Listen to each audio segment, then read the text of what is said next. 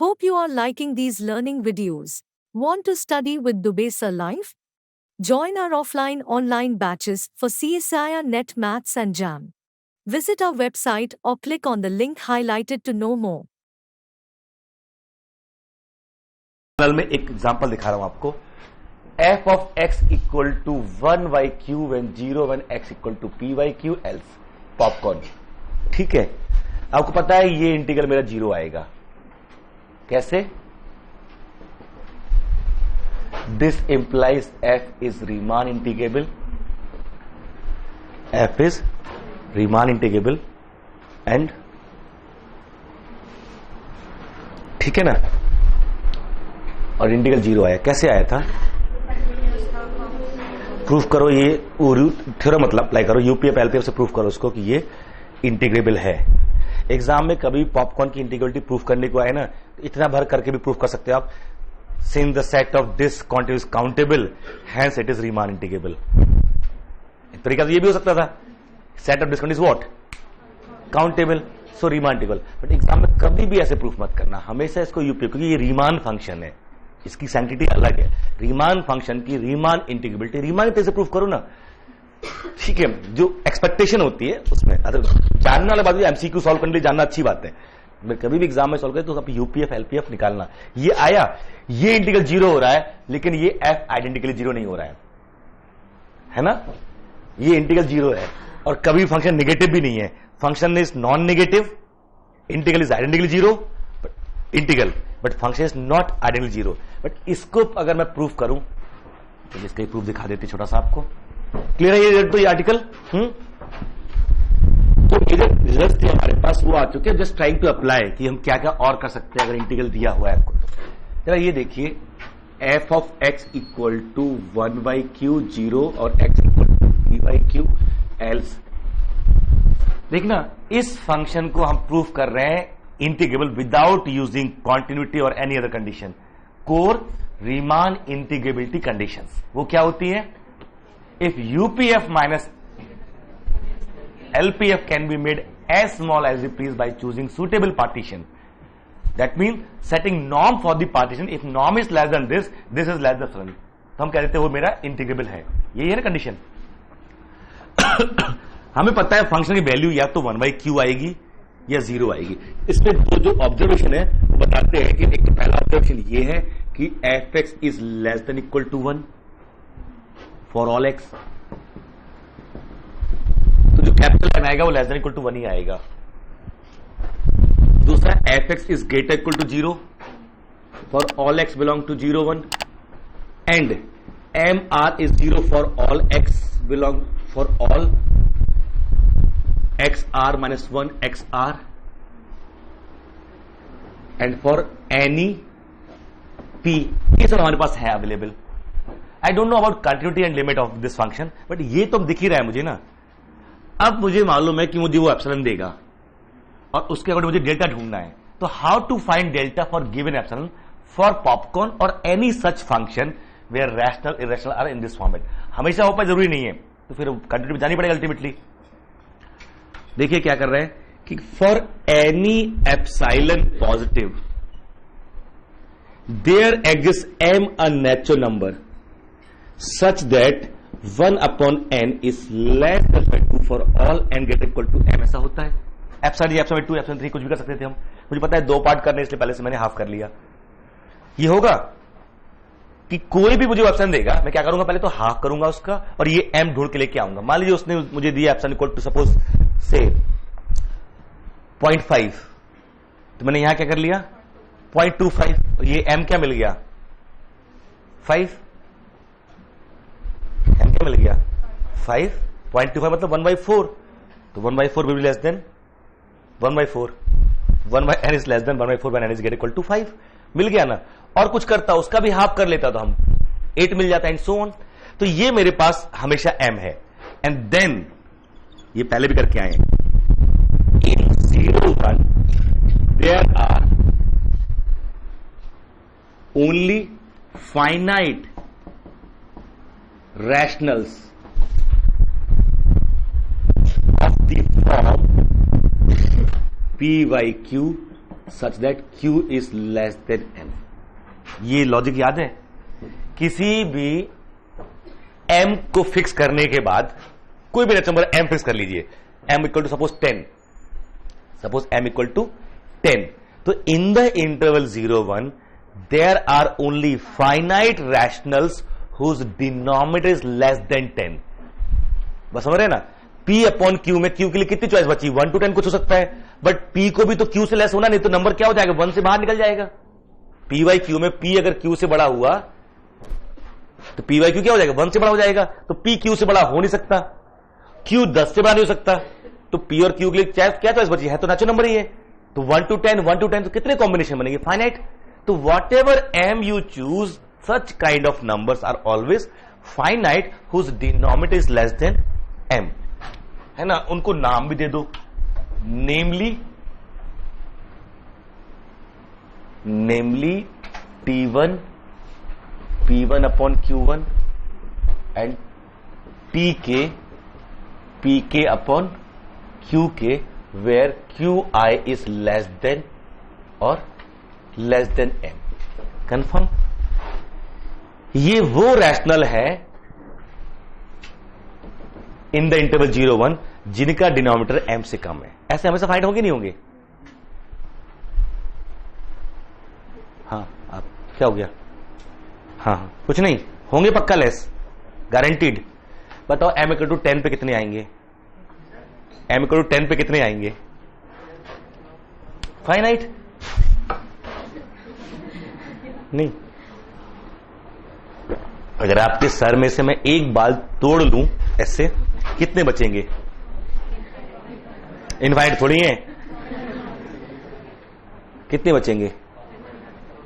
Maths के student, मैं बोलो ना, कितने बचेंगे? इनफाइनाइट नहीं है लेकिन अनकाउंटेबल है। मारेंगे आपको भी, ऐसे मजाक नहीं करते, मतलब कुछ मजाक भारी पड़ जाते हैं। ठीक है, चलिए कोई नहीं। अरे let there are n then n minus 1, ऐसे तो बोलेंगे। Let there are n then the remaining is n minus 1 and since it is finite I can always say there are n।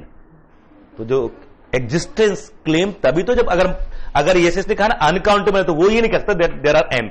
जो कहता है इनफाइनाइट वो भी नहीं कह सकता लेट देयर आर n। ये कहना कि लेट देयर आर n सच है, देन वी कैन से कि इट इज n माइनस 1। तो पहला assumption करेक्ट होगा तभी दूसरा assumption करेक्ट होगा ना। तो Just watching videos won't help. You need to practice your learning by solving questions. Get the latest practice books from DIPS. Click on the link to buy now.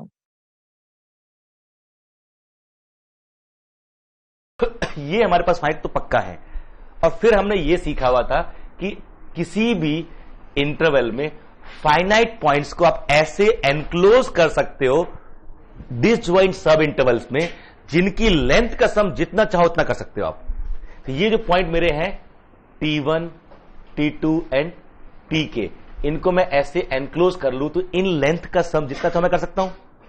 And then oscillatory जो मेरा FP है, that is summation capital MR minus small mr delta XR। So we have summation capital MR minus small mr delta XR is of the form summation this YR plus delta ZR। लिख सकता हूं मैं ये वो है जिनमें ये वाले पॉइंट है, ये वो है जिनमें ये वाले पॉइंट नहीं है। कंफर्म? पूरे फंक्शन की मैक्सिमम वैल्यू क्या हो सकती है? 1, मिनिमम वैल्यू 0। क्योंकि हर सब इंटरवल में इरेशनल तो है ही, तो स्मॉल mr तो हमेशा 0 आएगा। तो ये स्मॉल mr मेरा हमेशा 0 है, कैपिटल MR हमेशा 1 है। तो मैं ऐसा लिख ही सकता हूं ना, यहां तो वो पॉइंट है ही नहीं मेरे, स्मॉल r हमेशा 0 है, और इस पूरे किसी उसमें ये हमेशा 0 वैसे भी रहने वाला है। और mr ये तो यहां भी ले सकता हूं, यहां भी ले सकता हूं, क्योंकि MR तो 1 से मेरा लेस होगा ही होगा, बट यहां कर लिया मैंने। इट इज समेशन कैप ये डेल्टा YR, मतलब 1 minus 0 plus summation MR delta ZR कर सकता हूं। ये MR डेल्टा जेड आर, ये तो दे सकते हैं हमने। बट इसमें देखो इन सब इंटरवल में उल्टा कर गए हम। एक पहले यहां साफ सफाई कर लेते हैं। If x belongs to x कहा गया Z R minus Z R prime, if x belong to Z R prime then we have two choices, x belongs to q complement, x belongs to q, यही है। अगर इसको belong करेगा तो then fx is 0 और इसको belong करेगा तो fx excuse me is of the one of, ये गड़बड़ हम उल्टा यहां दोनों में उल्टा लिख गए थे, इधर होना था 1/q इसके अंदर से आ रहा है। ये q कहां है, p/q किस में है, when x equal to p/q। ये जो q है ये तो m से छोटा हो सकता है ना, क्योंकि ये x किस में लिया है, इसमें लिया गया है और इसमें वो पॉइंट है जहां पर डिनोमिनेटर क्या है, m छोटा है, जो बाहर है वहां पर नहीं है, यहां तो है ना, तो इसका ध्यान रखेंगे। And this 1/q may be greater than ε/2, क्योंकि ये कब लेस होता है, जब n m से बड़ा हो या उससे इक्वल हो। लेकिन यहां तो ये इश्यू है कि ये q मेरा m से छोटा हो सकता है, तो पॉसिबली मे बी, तो हमें कौन सा हैंडल करना चाहिए इस तरह से, ये वाले। अब देखिए समेशन जो भी मेरा आया, ऑसिलेटिव सम जो आया, this equal to summation capital M R minus small M R delta Y R plus summation M R delta Z R. इसको मैंने लिख लिया summation M R delta Y R plus summation this M R delta Z R. अभी तो कोई दिक्कत नहीं है, स्मॉल एम आर दोनों जगह 0 है तो उसकी हेडेक तो नहीं है, दिक्कत है इसकी कैपिटल एम आर यहां और कैपिटल एम आर यहां। यहां गौर से देखो, ये y1 y1 prime, y2 prime अगर ये ले रहा हूं मैं, इनमें कहीं भी ये पॉइंट है क्या, नहीं है। इनमें कहीं पर भी जो ये सारे, वो सारे पॉइंट कहां जा चुके हैं, यहां। इनमें कहीं पर भी ये जो एम आर है ना, ये क्या है, सुप्रीमम। अब अगर हम x मेरा y i प्राइम को बिलोंग करेगा तो मेरा fx या तो 0 होगा अगर x बिलोंग कर रहा है q कॉम्प्लीमेंट को, या तो fx मेरा 1/q के इक्वल होगा, है ना। और q क्या है, p/q का डिनोमिनेटर, और चूंकि यहां पर अगर रहेगा तो q क्या होगा, m से छोटा होगा या बड़ा होगा, m, क्योंकि वो छोटे वाले पॉइंट तो बाहर कर चुके हो। यहां पर किसी भी रैशनल का डिनोमिनेटर m से लेस नहीं है, वो क्या है, ग्रेटर इक्वल टू वाले है, क्योंकि छोटे वाले तो यहां है सारे। तो इससे क्या प्रूव हो जाएगा, अगर y i प्राइम यहां से, ये वाला कौन सा है, ये अलग कर चुके हैं, ये वो नंबर्स है जिनका डिनोमिनेटर m से लेस है, उनको एनक्लोज कर लिया, ऐसे फाइनिटी थे। यहां किसी का डिनोमिनेटर m से लेस होगा, इक्वल होगा यहां कहीं, तो yi में किसी का भी डिनोमिनेटर, किसी भी रैशनल डिनोमिनेटर m से लेस नहीं हो सकता, या तो इक्वल होगा या बड़ा होगा। उस केस में क्या होता है, अगर n m से बड़ा है इक्वल है तो 2, यहां पे q, क्योंकि q क्या है। अब यहां से देखो, तो यहां पर मैं ये समेशन f/2 यहां तो लिख ही सकता हूं, भले वहां ना लिख पाऊं, यहां वहां लिख सकता था मैं, यहां लिख सकता हूं, क्योंकि यहां पर इस इंटरवल में वो पॉइंट अवेलेबल है जिनका डिनोमिनेटर m से छोटा है, यहां तो नहीं है ना। बट यहां फिर भी ये तो कर ही सकता हूं ना, खत्म। एम आर तो मेरा क्या है, 1 से लेस ही है कि नहीं है, तो कैपिटल एम आर हमेशा 1 से लेस है। मैं यहां अगर 1 कर देता, कर तो यहां भी सकता था, फायदा नहीं होता। अब ये एम आर f/2, ये डेल्टा जेड आर। अच्छा इसको और देखो, ये f/2 तो बाहर आ गया, ये समेशन डेल्टा वाई आर, ये पूरी लेंथ के सम से ज्यादा हो सकता है कभी क्या, और इसको जितना चाहे उतना कम कर सकते हैं हम। तो UPF minus LPF can be made as small as we please. ये कहां से मिला, डेल्टा कौन सा मिला है, एक तो वो एन चूज कर लेंगे वहां से, ठीक है, ये कि ये 1/n इससे कब लेस होगा, उसके बाद कुछ भी पार्टीशन ले लो, यहां पर कोई फर्क नहीं पड़ने वाला, दोनों के अलग अलग पार्टीशन ले लेते हैं, उन दोनों के नॉर्म मिल जाएंगे, उसका minimum is the required delta. तो हमने यहां पर कहीं भी क्वांटिटी का इस्तेमाल नहीं किया,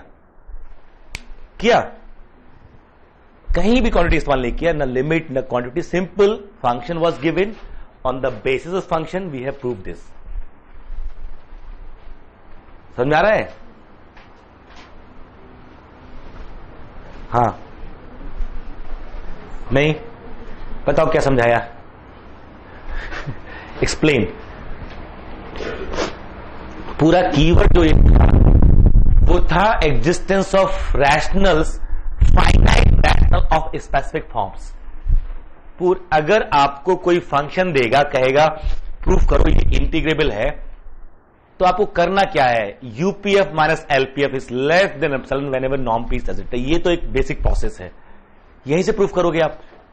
तो आप उससे कहोगे मुझे एप्सिलॉन दो, मैं आपको डेल्टा देता हूं, वो एप्सिलॉन आपको दे देगा, आपको जहां मर्जी वहां इस्तेमाल करो, मना करता नहीं उस एप्सिलॉन को यूज करने के लिए। वो तो उस एप्सिलॉन की हेल्प से पहले तो आपने एम एस्टेब्लिश किया इस फंक्शन को देख के। यहां 1/q की जगह 1/q स्क्वायर होता तो मैं क्या करता, for any epsilon there exist m such that 1/n square is less than epsilon. कर सकते थे हम वहां पर, ये मिल जाता और ऐसा m ढूंढते। इस m की हेल्प से हम ये क्लेम करते कि ऐसे रैशनल फाइनाइट होंगे जिनका डिनोमिनेटर इस m से कम होगा, वो फाइनाइट होंगे, उनको कहा स्पेशल पॉइंट और उन्हें अलग कर लिया। तो जो बाकी जगह बची हैं वहां किसी भी रैशनल का डिनोमिनेटर m से लेस नहीं है। And then the oscillatory sum has two part, one which doesn't contain such special point, other which contains such points. But we know since they can be enclosed into disjoint interval of desired length, this sum can be made as small as you please. इसको हटा दें, this sum can be made as small as you please. Summation delta zr can be made as small as you please. But चूंकि function ऐसा है, इसकी value हमेशा 0 है, इसकी वैल्यू मैक्सिमम 1 है, तो हमने यहां पर इसके लिख लिया, तो इनइक्वालिटी और बड़ी हो गई, कोई इशू नहीं है। और यहां तो हम एप्सिलॉन इंट्रोड्यूस कर ही पाए। एक क्वेश्चन ये आया हुआ है कि x equal to P by Q then 1/q, x equal to underroot P by Q then 1/q square and 0 else. 3 part divide कर दिया और कह रहा है show that it is Riemann integrable, है ना। इसी फंक्शन का दूसरा भाई f of x equal to 1/q square 0।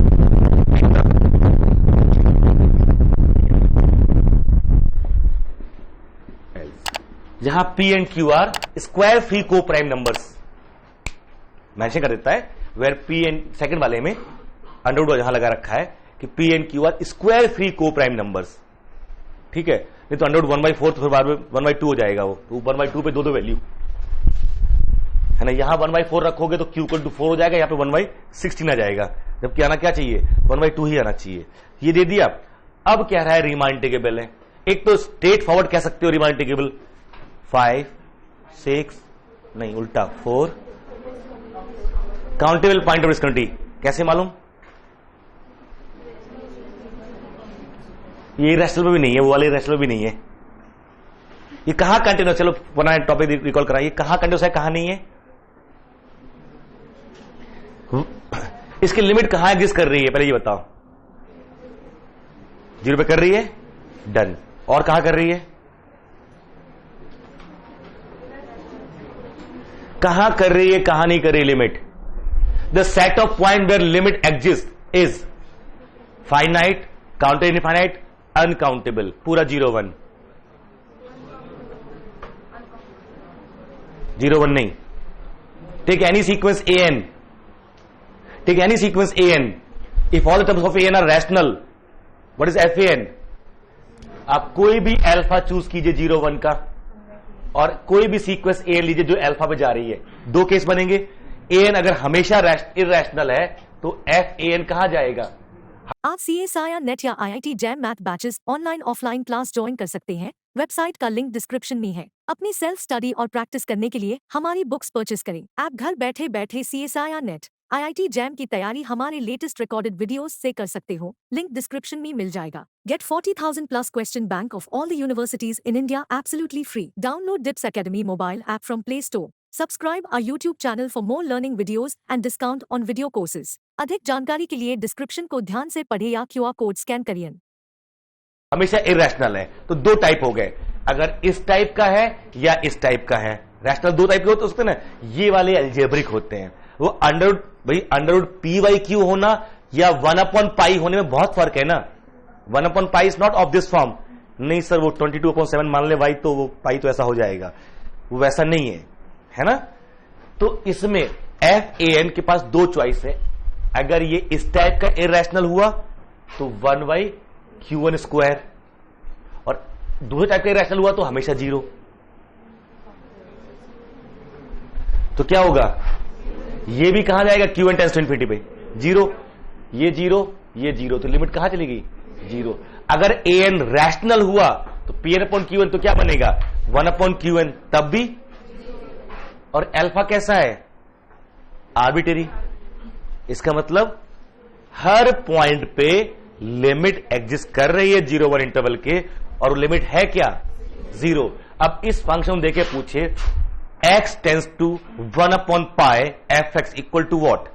इस फंक्शन में 1 से था r, limit x tends to 1/π fx equal to what 0। हर पॉइंट पे लिमिट एग्जिस्ट कर रही है, वो 0 ही आ रही है। कंफर्म, ऐसा थोड़ी पूछे भूलते चले जा रहे हो ये लिमिट है ये कंटिन्यू, वो तो करना ही होगा आपको। Keep on revising at least concept of limit, कि लिमिट एग्जिस्ट करती नहीं करती, बाद में कंटिन्यूटी के वैल्यू इक्वेट करना होता है।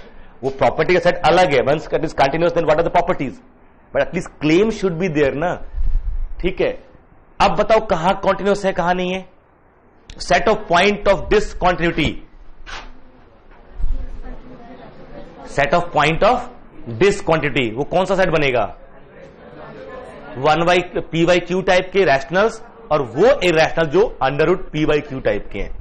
इन पॉइंट पे वैल्यू 0 नहीं है, बाकी जगह वैल्यू 0 है। इन पॉइंट वैल्यू 0 नहीं है, तो इन पॉइंट पे वो चला गया, लिमिट एक्स करी but not equal to value function, तो डिसकंटिन्यूअस। बट ये पॉइंट सेट कैसा है, काउंटेबल अनकाउंटेबल, काउंटेबल। क्यों, यस, वो P/Q काउंटेबल है, और √P/Q टाइप के एलिमेंट्स भी काउंटेबल सेट बनाएंगे आपको, वो नेचुरल नंबर से कनेक्टेड है या अल्जेब्रिक है। √P/Q इज अल्जेब्रिक ना। Any surd of any rational is algebraic number. Finite surd use करोगे, सर्ड्स, हाँ फाइनाइट सर्ड्स यूज करोगे। A plus √B is a surd. 8⁻1/3 plus B⁻3/5 plus C⁻P/Q, this is surd. ठीक है, ये सर्ड्स होते हैं जहां नेचुरल नंबर या रैशनल नंबर की रैशनल एक्सपोनेंट यूज करते हैं। Finite rational exponent with finite sum is referred as surds. ठीक है, 11th में यानी 10th क्लास में चैप्टर स्टार्ट होता है सर्ड्स करके, जहां पे आपको रैशनलाइज करना सिखाया जाता है। ये 9th या 10th का चैप्टर होता है सर्ड्स, 9th में होता होगा पक्का, 9th में सर्ड्स होते हैं ना।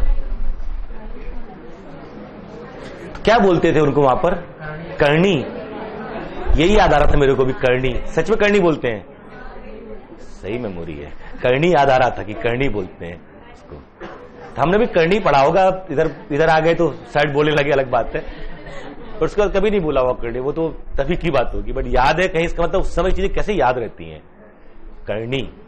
ठीक है, तो करनीज are countable. Set of all करनीज आर काउंटेबल। सर्ड्स का जो सेट होता है वो काउंटेबल होता है। ठीक है, because it is subset of algebraic numbers. ठीक है, वो बेसिकली अल्जेब्रिक ही बनने वाले हैं। अच्छा, ये प्रूफ करने के बाद इन दोनों को देखो। अब हम अगर इसको प्रूफ करते, यहां भी तो वही करते। वो मुझे एम फंक्शन मेरा ये बिल्कुल प्रूफ सेम जाएगा। करना क्या है, for any epsilon there exist m such that 1/n is less than 2 when n is greater equal to m। अगर 1/n लेस देन एप्सिलॉन है तो 1/n स्क्वायर भी होगा, वो तो उससे छोटा है 1/n से। तो 1/n और 1/n स्क्वायर दोनों क्या हो गए, इससे लेस हो गए जब भी n m से बड़ा होगा। एक चीज। दूसरा, इसके अंदर ऐसे फाइनाइट ही रैशनल्स होंगे और फाइनाइट ही इस टाइप के रैशनल्स होंगे जिनका डिनोमिनेटर q मेरा, क्योंकि इस टाइप के नंबर तो p और q तो अभी भी नेचुरल नंबर ही है ना, तो इस टाइप और इस टाइप दोनों के इसके अंदर कितने होंगे, फाइनाइट ही होंगे। तो उनको मान लीजिए ये है जहां पे ti equal to P upon Q I और root P upon Q I मान के सारे इकट्ठे कर लिए, कितने हैं ये, फाइनाइट है, और उनको अलग अलग एनक्लोज कर लिया। तो यहां पर तो एक भी वैसा पॉइंट ना तो रूट पी वाई क्यू जैसा पॉइंट है जहां क्यू एम से छोटा हो, या पी वाई क्यू जैसा, तो यहां पर तो ये हमेशा क्या हो जाएगा, सुप्रीम, इससे लेस। और यहां पर इसकी मैक्स वैल्यू 1 नहीं हो सकती है, ये हमेशा 0 है। तो यहां पर एग्जैक्टली वही आ गया, दिस ऑल्सो रीमान इंटीग्रेबल। दोनों क्वेश्चंस में मैंने प्रूफ करते समय क्वांटिटी इस्तेमाल नहीं किया। अब इसकी हेल्प से जाते हैं क्वांटिटी पे। अब रिकॉल कीजिए, किसी नॉन नेगेटिव फंक्शन का कुछ हिस्सा तो मिल जाएगा। किसी नॉन नेगेटिव फंक्शन का अगर इंटीग्रल 0 आ जाए तो वो हर उस पॉइंट पे 0 हो जाता है जहां वो कंटिन्यूअस है।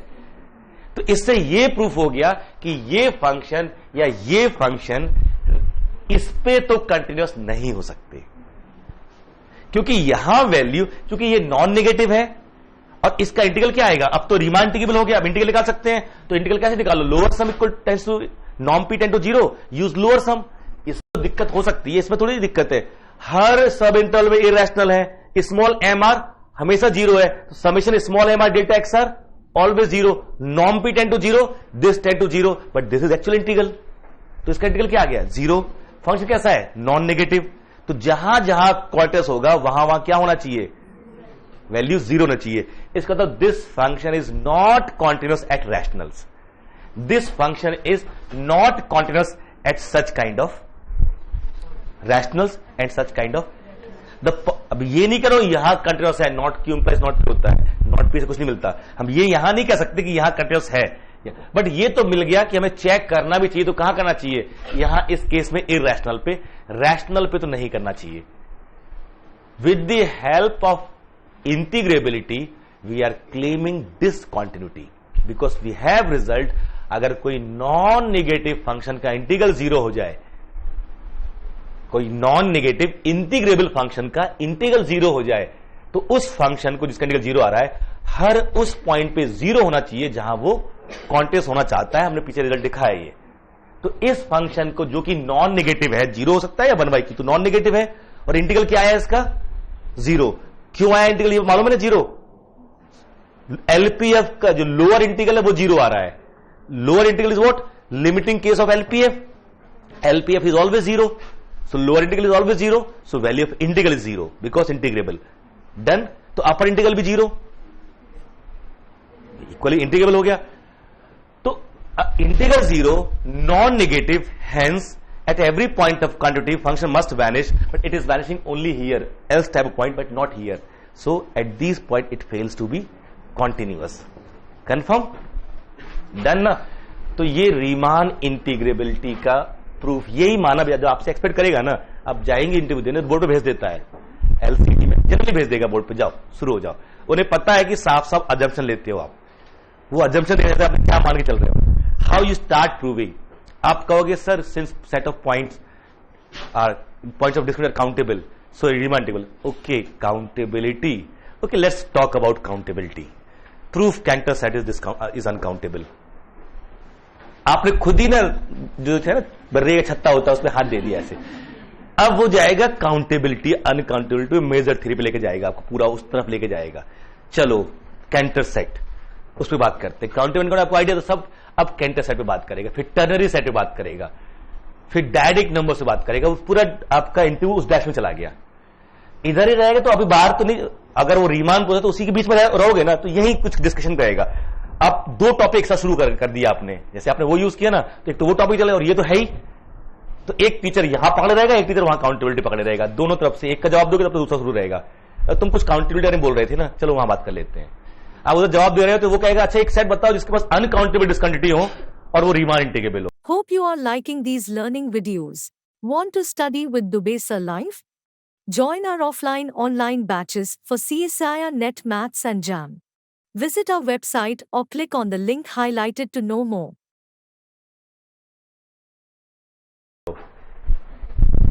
ठीक है, वो वहां शुरू करेगा तो वहां का that means you can decide your direction of interview yourself by leaving your answer at that stage जहां से आपको पता है।